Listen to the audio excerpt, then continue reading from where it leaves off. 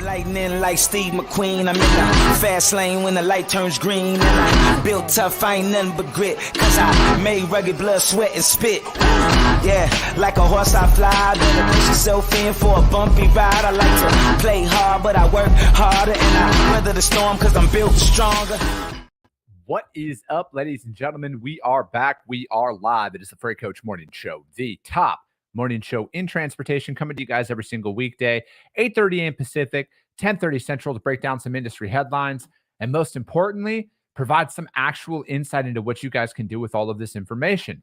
If this is your first time tuning in, welcome. This is the real side of freight, ladies and gentlemen. And I say that before every single show. And what I mean by that is I only speak to transportation professionals on this show, as well as my twice a week long form podcast, because I want to talk to the right individuals who have done what you're looking to do or who are currently doing what you're trying to achieve. So you can take that information, apply it, utilize it, and see a meaningful difference in your business and your life. Happy hump day, Corey Buchan, coming in hot. This is actually turning out to be the only solo show of the week. So we can kind of make this a pseudo Q&A day if you guys want. I do have some articles ready to rock on this, but I got guests because I'm going to be up in Scottsdale at the TIA conference here tomorrow and Friday. And it looks like I'll be going live at my normal time on Thursday tomorrow, or close to that. It might be 9 o'clock. I'm just trying to organize here with my guest. And then Friday is going to be around 10:30 Pacific on both of them. So it'll be either be normal time of 8:30 a.m. or 9 o'clock Pacific tomorrow, or it will be at, and then Friday is going to be around 10:30 Pacific on Friday. Just, got some guests going. We're going to be going live from the event. And that is going to be after I'm on my panel on Friday morning. We are out there with my man Josh Breeze and Jennifer with the TMSA, and I believe Ryan Mann as well from Lean Staffing are all going to be on our panel, and we're going to be talking about branding on Friday. But, I'm a massive, massive fan of the TIA and everything that they are doing for the brokerage industry out on Capitol Hill, and really lobbying and fighting for legislation to go through, and really to fight against some of the BS legislation that goes through to try and hamper people's ability to operate inside of the transportation industry. So it's going to be great. And then, if you're there tomorrow, I'm going to be, my man Brent Orsuga has organized a hike tomorrow morning at 6 a.m. on over at Pinnacle Peak in Scottsdale. So if you're at the event and you guys want to come join on that, because I'm going to be doing that to get my my outdoor workout in tomorrow morning. And we're going to be doing that out there. So I think we're meeting in the lobby at like 5:30 a.m. Tomorrow morning. If you guys want to join on that, just hit up Brent, and he's got an invite and everything. You guys can sign up and register there. But yeah, it's going to be a good time. I know that that conference kicks off today, golf outing and everything else. So yeah, we will do that. Hold on a sec, you guys. Let's go. Sorry, you guys. I'm out here actively selling with you guys, right? Like, I think I can't stress that enough. We're, every day that I go live, I'm like pausing my sales outreaches and my, operating and running my freight brokerage to jump on here and do this. So like, just like with everybody, right? Like, I'm in the middle of selling. I'm prospecting actively every single day. I'm making cold calls every single day. I'm doing it, right? And it's crazy.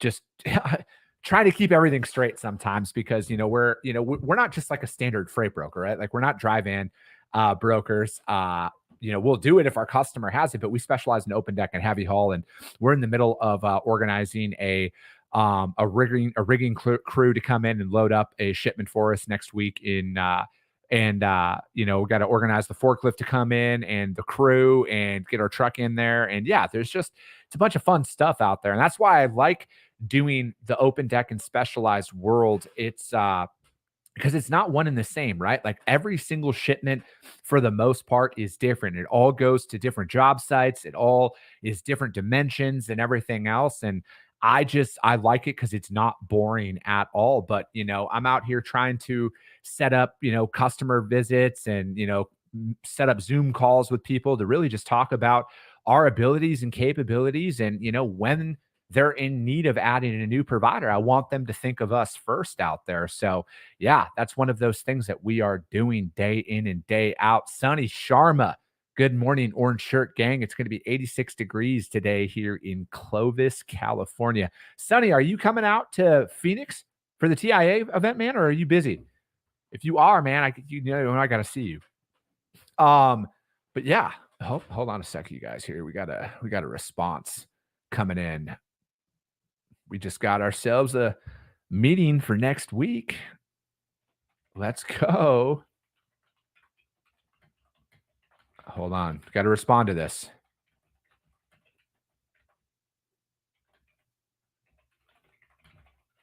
Boom. The momentum, you guys. The momentum is hot. There we go. We just got ourselves at least an introductory phone call scheduled. Look at that, you guys. So don't tell me that nobody's thinking about anything right now, you guys. That literally live. So I schedule my day out like this. I do my sales outreach right away in the morning, right? Because it's one of those situations I want to be the most present for. And just like with everybody, as the day progresses, things pop up last minute here and there. And so I just got a prospecting meeting set for next week, Zoom meeting. So that's how it's done, you guys. Just follow up is so key. It's so key. And, I've been, speaking about this pretty frequent here lately about how different cold calls are recently. I've just noticed a shift in the business development calls that I'm going in. And, and again, this isn't like I'm onboarding literally every single person that I talk to or anything like that. And I don't want it to come across like that, but people are way more receptive to talk than I think most people actually understand. And I think that, the best way to get noticed out there on your cold calls is be very direct on why you're calling, right? Like, again, I'm only going after shippers that move stuff on flatbeds in open deck and that's my jam, right? So it's like, I'm very targeted in why I'm reaching out. I know the commodities that they're shipping because I'm already moving them for other customers. So it's like I go in there with very specific requests and I go in there with very specific questions for them because I just want to stand out in a crowd, right? Like I never ask for to add me to their RFP or let me quote their freight or anything like that. I want to get to know them, right? Because I'm approaching this this is a people business, right? People do business with people they like. And I want to show them that, hey, I'm very prepared. I'm very well versed in this. And we're ready when they are. So that's what's going on in my world. Good morning, Tracy St. Clair over on YouTube. Sonny, damn, man. No, dude, I get it, Sonny. And to be fully transparent, if it wasn't in Phoenix, I don't know if I would have been able to go because I'm right there with you, man. Like we just hired, I just hired 2 people over the last 7 days or whatever. So we're training, we're getting people up and running, we're building stuff out. I got a lot of exciting shit that we're going to be doing. And then, so also I wanted to put this out there and I'm going to keep reminding people. So we're going to be releasing a weekly newsletter kind of, when we're going to be starting out, it's going to be just about the shows here, right? And then from there, we're going to obviously start adding more stuff in about, market data, rate data, and then like financial things. And it's going to start evolving. And, I got a marketing guy that I hired here who's helping out behind the scenes to kind of revamp everything. So if you want to subscribe to the Freight Coach newsletter, which we're going to be releasing once a week on Fridays, just go to thefreightcoach.com and then it should prompt you to register for the newsletter. I'm not going to spam all of my contacts because I have a lot of emails in the industry. I'm not going to spam everybody with all of it. So if you want to be included on that weekly newsletter where we're going to be we're going to be releasing more market related data, more rate data, more forecasting and everything else. Check it out. You guys just go to thefreightcoach.com and then register for the newsletter. The first one is going to be released this Friday. And, the first one is just going to be some highlight of one of the recent podcast episodes, but it's going to evolve and grow from there. So if you guys want to check that out, thefreightcoach.com and then sign up for that newsletter, weekly newsletter. So, all right, you guys, let's get into some articles here, you guys. As always, the links to the articles that I release or that I break down are going to be released out onto the Freight Coach YouTube channel, as well as the audio only replay on iTunes and Spotify, Coffee with the Freight Coach. And yeah, with that being said, let's get into some articles here. First one, fleetowner.com, unlocking AI's complex interpretations to increase efficiency and productivity. AI is being used in many ways to change how we optimize and manage trucking and logistics companies, said Craig Vanderheed, director of product market at Intangibles. Yeah, a predictive analytics company focused on transportation. It's being used to solve many complex problems that historically have relied on long-standing experience and interpretation of real-world scenarios, but are now driven by complex interpretations of real-time data. Vanderheed noted AI can process massive amounts of data in real time and make intelligent decisions, even when faced with new scenarios it has never encountered. It can learn and adapt over time, improving its performance and efficiency out there. AI is just starting to transition into the growth stage of adoption in the trucking and logistics industry. Today, we see many machine learning techniques being used to help optimize scheduling, predict costs, counter predictive maintenance, and observe activities that happen on the road. The number of AI applicants is limitless out there. Integrated virtual assistants, localized models. Essentially, this is the ability to own and train your own AI models to understand the unique nuances of your business. And then in cab, AI presents an opportunity to improve driver safety and streamline activities that are currently part of a driver daily routine. And it goes on to say that we are also starting to see some basic form of generative AI to be able to help assist customers in finding information that and many will experience interaction with some AI when seeking support. AI presents an incredible opportunity for us to get deeper access to information for decision making. Up until recently, that was just not possible. I kind of look at, just so far in this article, like obviously everybody utilizes technology at this point. AI, you're using AI right now, whether you might be aware of it or not, in some form of capabilities. But like, I think at what point though, and I just actually got done reading Elon Musk's book, and there's a decent portion of the book on AI in there. But I'm a fan of technology up to a point, right? Where I want technology implemented into my organizations that help maximize my team's efforts, but I don't want it replacing anybody. And I think that at some point, we need to look at how much AI do you actually want to use inside of your organization. Again, I use it to a point, but there's certain aspects of my job and my companies that I will never ever ever use AI for, because like I said, people do business with people they like. They want that human to human interaction, and I feel like the more and more digital that we get in every area of our life, you're removing the human element of things. And that's what people crave the most, right? So again, like use it to a point, but like there's got to be some, in my opinion, at least for my companies, because I can't speak for everybody out there, but there will be a limit on where I will implement technology and where I will not, and how far I will let it go inside of my business. Because again, I don't want to replace people. I don't want to use technology to where I don't have to hire anybody anymore and I can just have a machine running everything. That's not what I'm looking to do out there. I want to create jobs for human beings, not fucking computers at the end of the day. And I think that some of these points that he had brought up in the beginning part of this article are great, right? Like using AI to improve driver safety, 100%. There's a lot of great programs that are out there to help improve, reaction times and everything else, because human reactions are only so fast. And, but there's also a flip side to this. If the, automated technology that's in cab thinks it notices something that's not there and it slams on the brakes, like, does that shift the load? Does that damage any of the product in the trailers due to a quick braking and stuff like that? So I know that, there's a lot of stuff out there that will evolve and can evolve from this, but, and then it goes on to say, avoiding biases. Beyond Trucks CEO Hans Golland pointed out that some of the most advanced AI applications include optimizations where computers can evaluate various outcomes of a series of decisions faster, pick the best sequence, incorporate probabilities, and avoid behavioral biases. For example, Take how a TMS computes driver settlement or invoice charges. Traditional software needs to write mathematical formulas to calculate driver pay through predetermined rules developed by the TMS.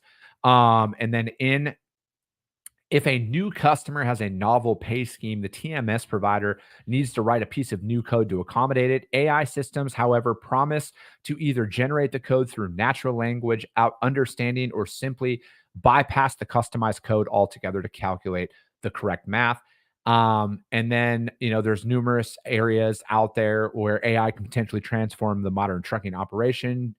For driver safety monitoring, coaching, and assisting in dash cams, dispatching, load optimization, route optimization, dispatch automation, and driver preferences, customer service, visibility, ETA estimates, and customer communication. And then in back office, digitized paperwork using optical character recognition, and then in management, advanced data analytics for decision making and visibility.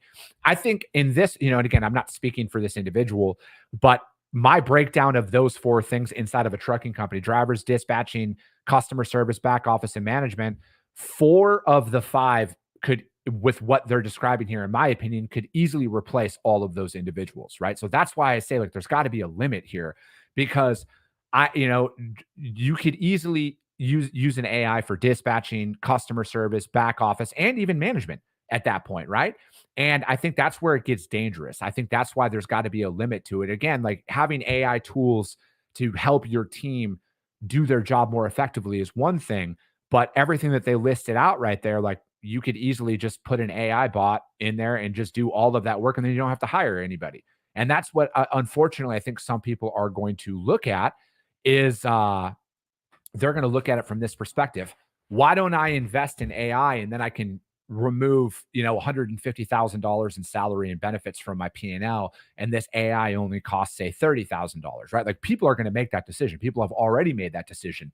So I just think that there's a different way to kind of look at this, right? Like, utilizing technology is one thing, but using it to replace people and keep people from working, I don't stand for that at all. I want to create jobs for people. I don't want to create an AI job or an AI bot a job. And then I think that, and then it goes on to say, integrating with data. I'm just kind of skipping through here, but yeah, it's a good article to read, you guys, because I think it brings up some very good points about what AI is capable of doing, what it can evolve into, and why you should be on the lookout for all of this stuff, right? Because are there areas that it's going to improve your business? Yes, 100%. But my stance is utilize it to a point. But if you're thinking as a business owner, from my perspective, if I'm thinking I should just employ an AI bot as opposed to a human being, I think that you're setting yourself up for failure long term. Because I think, frankly, at the end of the day, more people want to do business with people, right? Like, I'm betting the farm on that people will always want to crave human interactions and not a fucking bot. So that article is from fleetowner.com on unlocking AI's complex interpretations to increase profitability or productivity.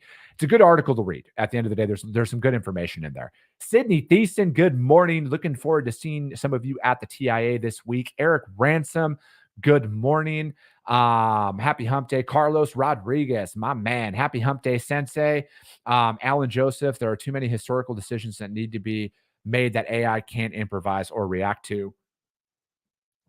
Yeah, Alan, I don't agree. I don't disagree, excuse me, with that statement. But I think that the caveat is, there are too many historical decisions that need to be made that it can't improvise yet.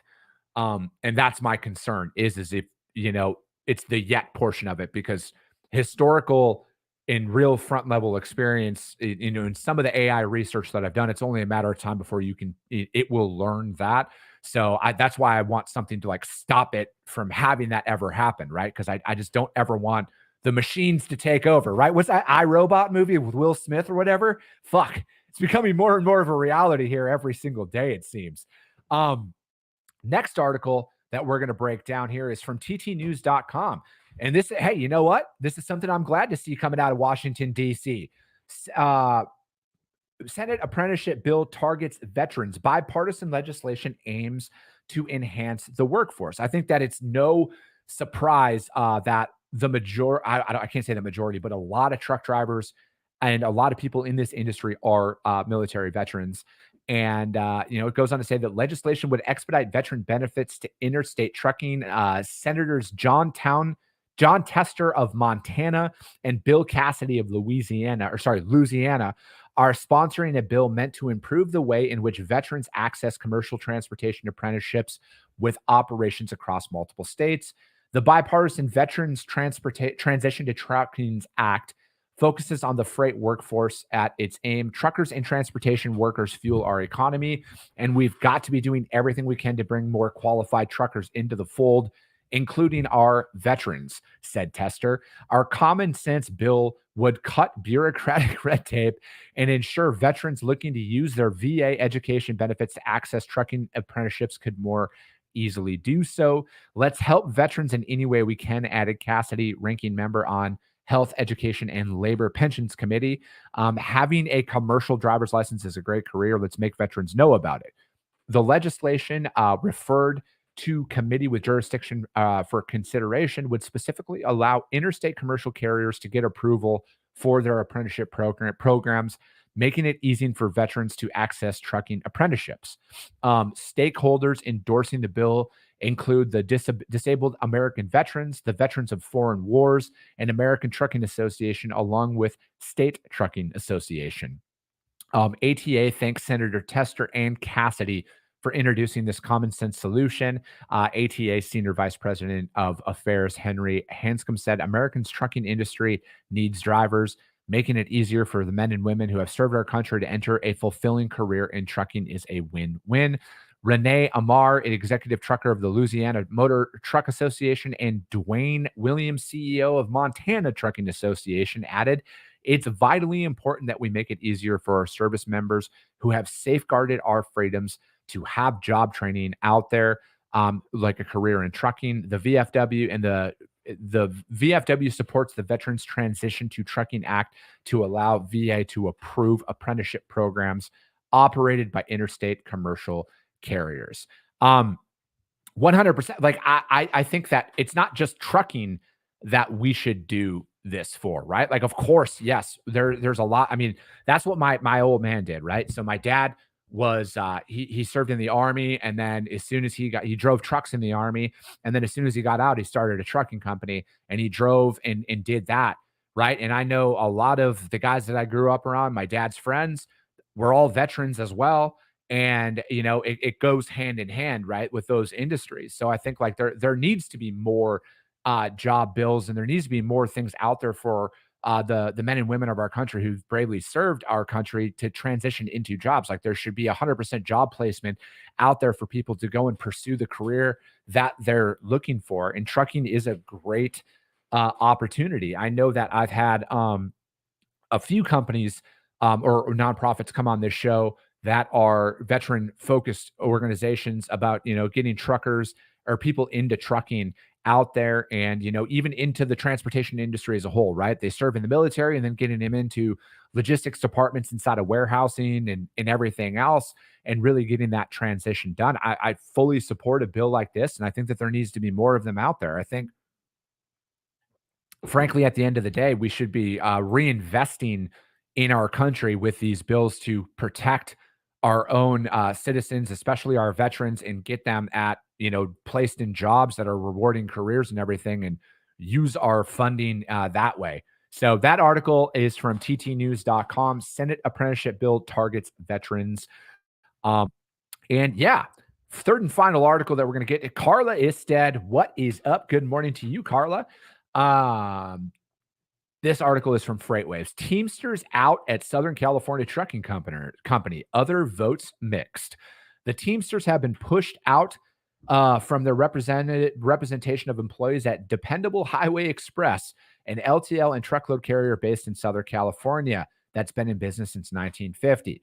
Rank and file workers at Dependable never had an opportunity to vote on rejecting the representation. Instead, employee John Siwek filed a union decertification petition last month with the National Labor Relations Board asking for a vote that would end the Teamsters representation. The number of workers in the union was not immediately available.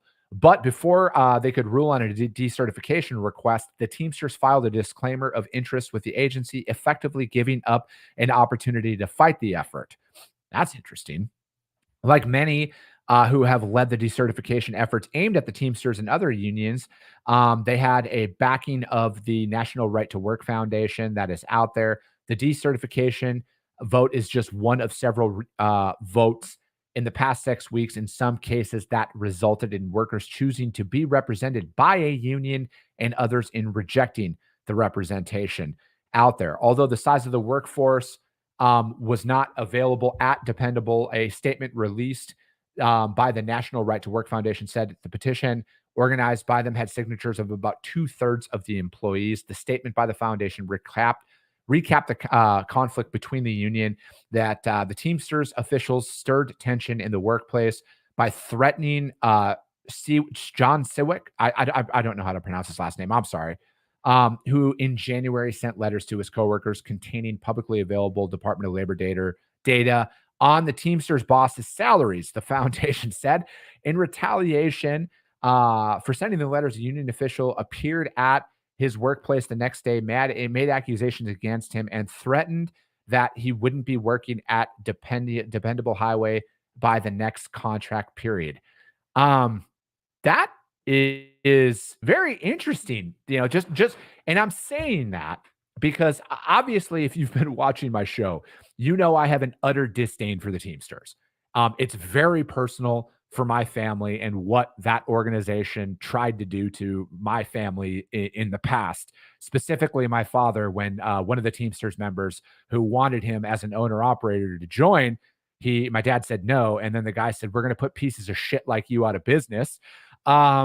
Eerily similar to that statement right there, not verbatim, but eerily similar when they told the union told this individual that he would be out of a job. So I'm glad to see that they're still going with their same tactics of either join us or we'll fucking crush you, because that's what they do, right? And again, like, this is my whole thing. All the Teamsters that are out there and the executives are flying private. They're fucking making tons of money. And I'm not saying that they don't deserve to make money, but they're sitting here preaching all this equality and shit while they're cashing in off of the labor of the frontline workers. And again, a lot of these individuals would make way more money out on the open market than they would. And now I just don't think that there's a time, like, this is a time and a place for unions anymore, right? Like, why unions were fucking established was, to essentially stop child labor back in the 30s and shit like that. I just don't think that there needs to be one out there, especially in trucking, right? I'm not a fan of unionized labor. I'm not a fan of it at all. I believe in the free market. I believe that you way better provide for yourself by not having to peel off union dues every single month to pay them. That essentially pads their pockets more. And yeah, I'm just not there for it. And I'm glad that they got out of that company, and I'm glad that people are going to have an opportunity to take care of themselves, right? Because I do not believe in, especially the Teamsters. I can't speak for all unions, but I can speak on my opinion on the Teamsters and what I've seen here over these last couple of years. It just reiterates why I am not pro-union at all. Freightwaves.com is that article. Teamsters out at Southern California Trucking Company. Sydney, I will put the link to all the articles that I broke down today up on the YouTube channel, the Freight Coach YouTube channel, and it will be on the iTunes and Spotify show notes as well. But that's going to be it for today, you guys. We'll be back tomorrow. We will also be back on Friday. You guys will all see the invites being sent out like I always do, but pay attention to that, you guys. And again, the Freight Coach newsletter, the inaugural, I don't even know how to fucking use that word, inaugural one, is going to be released on Friday. If you guys want to receive that, go to thefreightcoach.com and then enter your information into that prompt. I'm not going to spam you if I have your email address and just automatically sign you up for it. So just go to thefreightcoach.com, sign up for that newsletter. As always, if you guys got value in what you heard, subscribe, share the show, you guys. Get it out there to your network, because if you see value, your network's going to see value as well. I appreciate you guys. I love you guys, and we'll be talking to you soon.